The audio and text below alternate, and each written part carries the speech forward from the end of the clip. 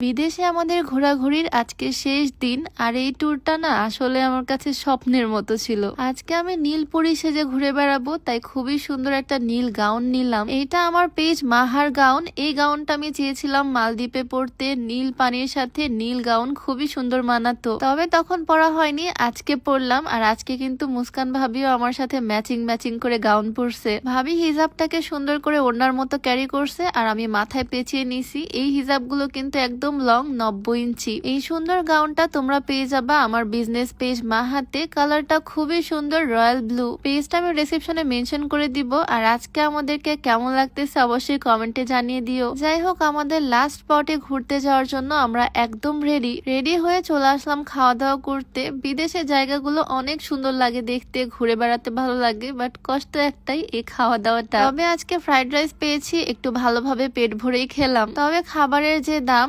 একবেলা 6 জন মিলে খাওয়া দাওয়া করলাম, 15,000 টাকা বিল আসলো। কিন্তু যখন নতুন নতুন জায়গায় ঘুরে বেড়াই, এত সুন্দর সুন্দর জায়গা নিজ চোখে দেখি, তখন এই খাওয়ার কষ্টটা আর মনে থাকে না। 6 দিন ধরে আমরা এই বড় সাইজের মিনি বাসে করে ঘুরে বেড়াচ্ছি। আর আজকে আমাদের লাস্ট দিন। শ্রীলঙ্কায় যেরকম বড় বড় সুন্দর সুন্দর পাহাড় আছে, ঠিক সেরকমই সুন্দর বিশাল সমুদ্র আছে। আজকে আমরা বিশাল সমুদ্রটা দেখবো, তাও আবার পাহাড়ের উপর থেকে। পাহাড় সমুদ্র দুইটার ফিল একসাথে নিচ্ছি আর কি। আর এই হচ্ছে সেই ড্রিম প্লেস। মাশাল্লাহ মাশাল্লাহ, কি সুন্দর এই জায়গাটা। এই পাহাড়টার নাম হচ্ছে কোকোনাট ট্রি হিল, মানে এই পাহাড়ের মধ্যে সব নারিকেলের গাছ, আর পাহাড়ের ঠিক নিচেই সমুদ্র।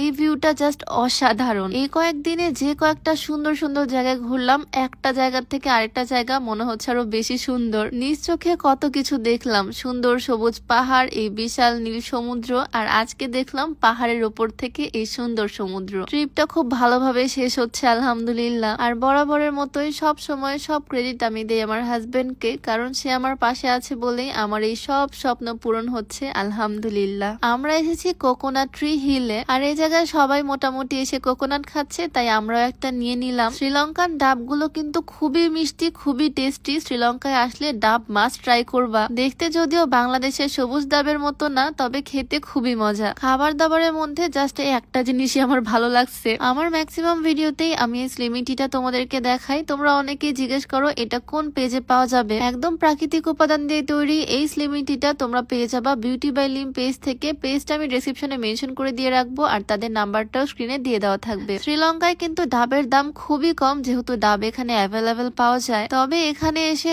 এত সুন্দর জায়গায় এত সুন্দর ভিউ দেখতে দেখতে যেহেতু ডাব খাচ্ছি, তাই একটা ডাবের দামই আমাদের কাছ থেকে নিয়েছে 800 টাকা। একটু এক্সপেন্সিভ আর কি, সেজন্য আমি ওদেরকে রিকোয়েস্ট করে ডাবটা ভেঙে নিলাম। এখন বসে বসে ভিতরে নারকেলটাও খাবো। বাঙালি বলে কথা, টাকা উসুল করতেই হবে। প্রায় সন্ধ্যার পর পর্যন্ত আমরা এই সুন্দর জায়গায় ভিউ এনজয় করেছি। ভিডিওতে দেখে তোমাদের কাছে কেমন লাগলো এই জায়গাটা অবশ্যই কমেন্টে জানিও। এখন ব্যাক করব রিসর্টে। তো আজকের ভিডিও এখানেই শেষ করছি। সবাই ভালো থাকো, আল্লাহ হাফিজ, আসসালামু আলাইকুম।